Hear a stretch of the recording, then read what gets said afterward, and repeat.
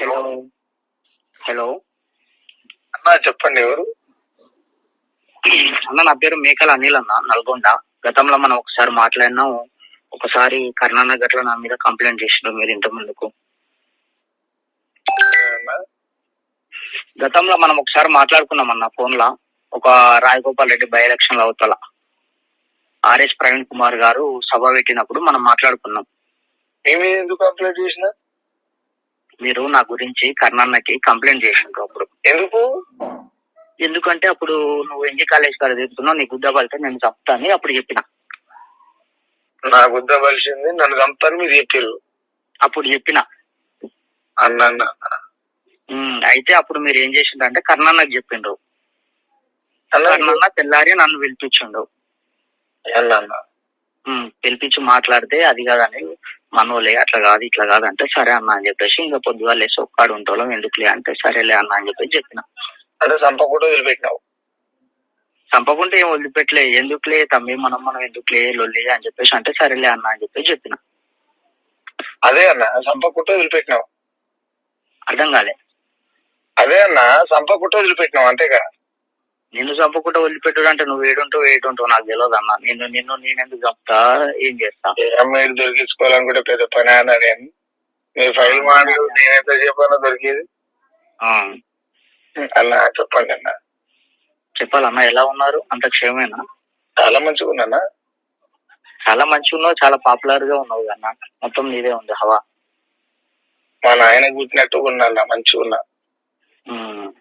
అదే నాయన కూర్చున్నట్టున్నావు కానీ మరి పాటలే బాలేగా అన్న. ఎందుకన్నా? ఏమైందన్నా? ఎవరేమన్నా అన్నారా అన్న? అంటే తప్పు ఏమన్నా అన్నా? ఎవరినన్నా? అదే అయోధ్య రాముడికి అదేదో మిక్సింగ్ చేసి పాడినావు అన్న. ఇలా ఇప్పుడే యూట్యూబ్ ఆన్ చేసిన, నేను నాకు వస్తుంటది. అయోధ్య రామ మందిరం అని చెప్పేసి బండి సంజయ్ వాళ్ళ కొడుకు దాంట్లో వాడినావుగా. ఆ లైన్ ఒకటి నచ్చక ఫోన్ చేసిన అన్న. అట్లన్నా సనాతన ధర్మానికి బగికి ఏమైనా సంబంధమా? అంటే నేనేమంటున్నట్టే అన్నా, మొన్నగట్ల అన్న నువ్వు మొన్నగట్ల అయోధ్య రాముంది నీకు ఇష్టంతో అని చెప్పేసి అయోధ్య రాముడు గుడిలో రాయి ఉంటే దేవుడు అని గట్ట అది గట్లా వాడినావు. సరే పాడినావు, మాలు వేసుకున్నావు, ఏదో షూటింగ్ చేసినావు, అయిపోయింది. ఇది గట్ల దీనికి గట్ల సంబోధించి నువ్వు ఏదన్నా అటు పాడతావా నీ ఇష్టం గానీ ఇలా దేవుడు ఏమన్నాడన్నా నిన్ను? అయోధ్య రాముడు ఏమన్నాడన్నా? అయోధ్య గుడి ఏమన్నాడన్నా? అయోధ్య గుడి నన్ను ఏమండి, దేవుడు నన్ను ఏమండి? మరి నువ్వు ఇల్లు ఎందుకు మెన్షన్ చేసినావు అంటున్నా. అంటే నేను మాట్లాడొచ్చా అన్న? మాట్లాడనా? మాట్లాడన్నా. నువ్వు మాట్లాడాలి, నేను మాట్లాడాలి. నేనేమంటున్నంటే అన్నా, రాముని యొక్క రాజ్యంలో ఎలాంటి రక్తపాతం ఉండదన్నా. గత ప్రభుత్వంలో ఏం చేసినావన్నా జరిగినప్పుడు? అన్న ఒక్క నిమిషం. నేను రాముని గురించి మాట్లాడుతున్నా, ప్రభుత్వం గురించి మాట్లాడుతున్నా. రైట్, మాట్లాడు. నేను ప్రభుత్వాల గురించి మాట్లాడట్లేదన్నా. మీరు నన్ను ఏం అడిగారు? రాముని గురించి అడిగారు. రాముని గురించి, అయోధ్య గురించి పెట్టినావు అని చెప్పేసి నేను నిన్ను అడిగిన. నేను అదే మాట్లాడుతున్నా. మళ్ళీ మీరు ప్రభుత్వాలని వేరే మాట్లాడుతున్నారు. రైట్, ఓకే, చెప్పండి. రాముని యొక్క రాజ్యంలో రక్తపాతం ఉండదన్న. రాముని యొక్క రాజ్యంలో మానభంగాలు ఉండేయన్న. ఓకే. రాముని యొక్క రాజ్యంలో అంతరాలు లేవన్నా. రాముని యొక్క రాజ్యంలో సుభిక్షమైనటువంటి స్వేచ్ఛతో కూడుకున్నటువంటి జీవితాలు ఉంటాయన్న. అది ఒక కేంద్ర మంత్రి అయినటువంటి Bandi Sanjay. Okay. Not only Bandi Sanjay, కేంద్ర మంత్రి బండి సంజయ్. ఓకే. ఆయన కొడుకు అనేటువంటి మనిషి ఎవరైతే ఉన్నారో, శ్రీరాముని ప్రపంచానికి పరిచయం చేయాలనేటువంటి, అంటే పరమాత్ముని యొక్క లీలని ప్రపంచానికి చూపించాలనుకున్నటువంటి ముందు వరుసలో ఉన్నటువంటి బండి సంజయ్ అన్న కుమారుడు ఎవరైతే ఉన్నారో, అలాంటి బండి సంజయ్ అన్న కొడుకు తప్పులు చేసినప్పుడు మనం ఆ రోజు సీతమ్మ తల్లిని పట్టుకుపోయినందుకు రాముడు లంకనే తగిలబెట్టినాం. అవును. మరి వీళ్ళు ఎవరన్నా? వీళ్ళు ఎవరు? వీళ్ళు ఎవరన్నా ఒక స్త్రీని వాళ్ళ ఇష్టానుసారంగా మానభంగం చేస్తాంటే ఎట్లా ఒప్పుకుందాం? ఒకటన్నా ఇష్టాసారంగా చేసిందని నువ్వు అంటున్నావు. మరి ఇప్పుడు ఇద్దరికి సంబంధం లేనిది ఆమె ఫోటో దింపుకుంటుందా, ఆమె తిరిగిందా, చేసిందా? ఇద్దరికి ఇష్టం ఉందే జరిగింది. అయితే ఒక్క విషయం ఏమంటే అన్న, లా ప్రకారం అరే నేను పెద్దగా ఏం చదువుకోలే గాని నాకు తెలుసున్న మేరకు ఒకటి, నువ్వు చదువుకున్నావా చదువుకోలేవా, నువ్వు మేధావిగా, నువ్వు నాలెడ్జ్ ఉన్నవా తెలుసు, నీకాడ సబ్జెక్ట్ ఉంటది, నీకాడ ఎవరా ఉంటుంది. అంత పెద్దగా నాకేం తెలియదు. నేను ఒక మాట ఏం చెప్తాంటే అన్న, నేను ఏమంటున్నానంటే సొంత చేసుకున్న భార్య అయినా కూడా ఇష్టం లేని ముట్టుకునేటువంటి పరిస్థితి లేనటువంటి చట్టాలు ఉన్నాయన్న. అవునన్నా, బిఎస్ఎన్ఎల్ ప్రకారం చట్టాలు ఉన్నాయి. అవి ఏ ప్రకారం చట్టాలు ఉన్నాయని రాజ్యాంగంలో గతంలో ఉన్నాయి, ఇప్పుడు గట్ల సెక్షన్లు ఉన్నాయి. అయితే నేనేమంటున్నాంటే అన్న, సరే వాళ్ళకి ఇద్దరికి ఇష్టం ఉన్నదా లేదా విషయాన్ని పక్కన పెడితే కట్ చేస్తే అమ్మాయి మైనర్. ఓకే కదన్నా? నేనేమంటున్నా అంటే మరి ఏదేమైనా మనం ధర్మం కోసం పనిచేయాల్సినటువంటి అవసరం ఉంది దేశ పౌరులుగా. ఆ ధర్మం కోసం పనిచేస్తున్నటువంటి సందర్భంలో ఇలాంటి అధర్మాలు జరిగినప్పుడు మనం స్పందించకపోతే ధర్మం అధర్మం అయిపోతుంది.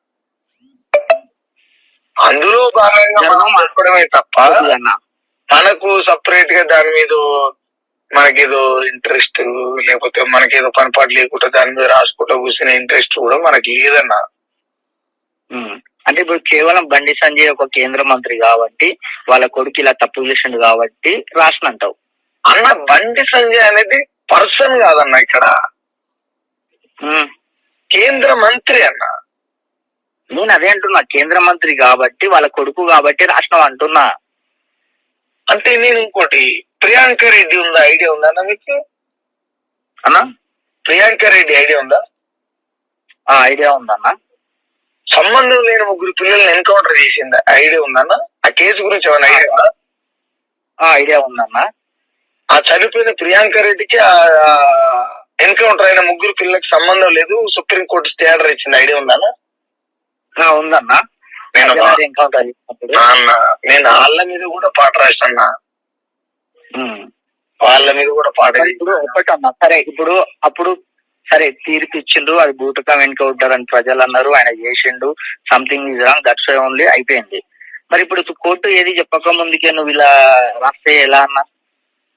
అంటే నా ఇంటెన్షన్ ఏంటంటే, నా ఇంటెన్షన్ కూడా కాదన్నది, నేను పేపర్ లో వచ్చినటువంటి వార్తలే మ్యూజిక్ ఉండాలి అంతే.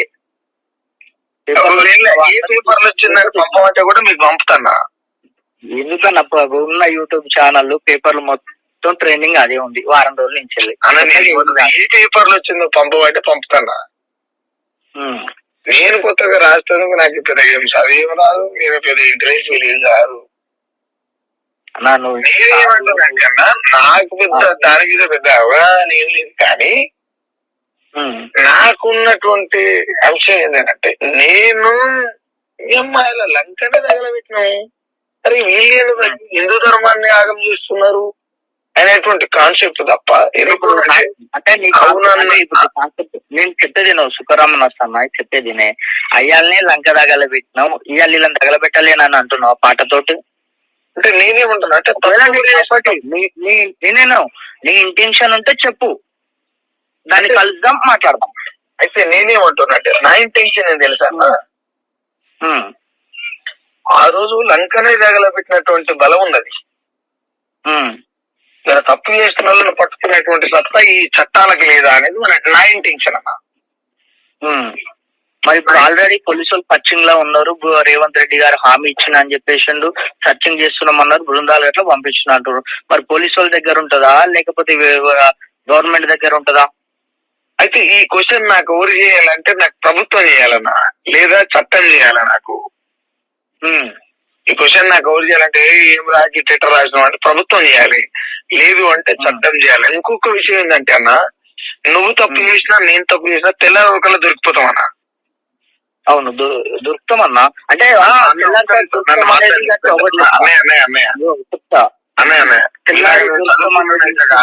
నేనేమంటున్నా, నీ ఇంకొకటి చెప్పనా, నీ తెలివి కింద నాకు జీరో నాలెడ్జ్. తెల్లారితే దొరుకుతాం అనేది మన మైండ్ సెట్ ని బట్టి, మనం ఉపయోగించే దాన్ని బట్టి, మన నాలెడ్జ్ ని బట్టి ఉంటది. కొంతమంది ఎట్లుంటారంటే తెల్లారి నేను మంది గురించి మాట్లాడతలేను, నేను మంది గురించి మాట్లాడతలేను, వ్యక్తుల గురించి మాట్లాడతలేను అన్న, వ్యవస్థ గురించి మాట్లాడుతున్నా. మీరు వ్యక్తుల గురించి మాట్లాడుతాను చేసినా, వ్యవస్థ గురించి మాట్లాడతాను చేసి మాట్లాడటానికి చేసిన నేను అన్నా. నీతోటి మాట్లాడటానికే నేను చేసిన. వ్యవస్థతో మాట్లాడతారా, వ్యక్తి గురించా? నీ గురించే. నా గురించా అన్న? నీతోటి మాట్లాడదామని నువ్వు ఆ పాట రాసిన దాని గురించే చేసిన నేను. వేరే ఇంకో కాన్సెప్ట్ ఏం లేదు నాకు అన్న. ఇప్పుడు ఏంది ఆ పాట రాయడం తప్పంటారా, ఏందన్న అర్థం కాలే. పాట రాయుడు తప్ప అంటే, ఇప్పుడు పాట రాసుడు అనేది అది నీ స్టైలు, నీ నైజాము, నీకు జరిగింది, నువ్వు రాసినావు. కానీ ఇలా దేవుడు అయోధ్య ఎందుకు ఏమన్నాడు, ఈ ధర్మం ఎందుకు అంటున్నావు, మోడీ అమిత్ షా ఎందుకు వచ్చింది ఇళ్ళకి? ఇప్పుడు ఈ మోడీ అమిత్ షాకు బండి సంజయ్ కొడుకు బండి సంజయ్కి ఏం సంబంధం లేదన్నా.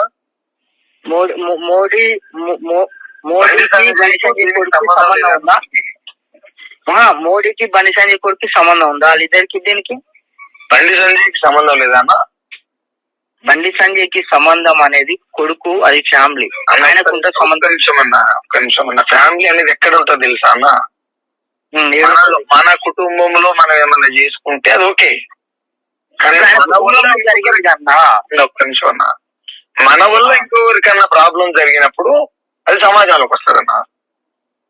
అంటే ఇప్పుడు ఒకటి, వాళ్ళ ఇంట్రెస్ట్, వాళ్ళు వాస్తవానికి వాళ్ళు రిలేషన్ లో ఉన్నప్పుడు కలిసిండ్రు, తిరిగిండ్రు, దాని తర్వాత ఇబ్బంది జరిగింది.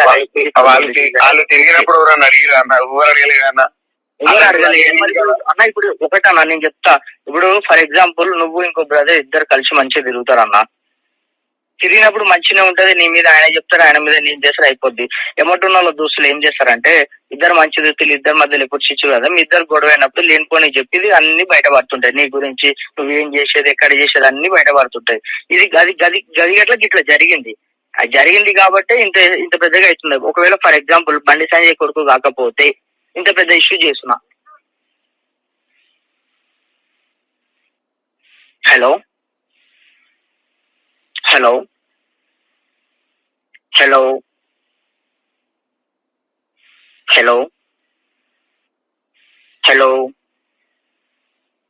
హలో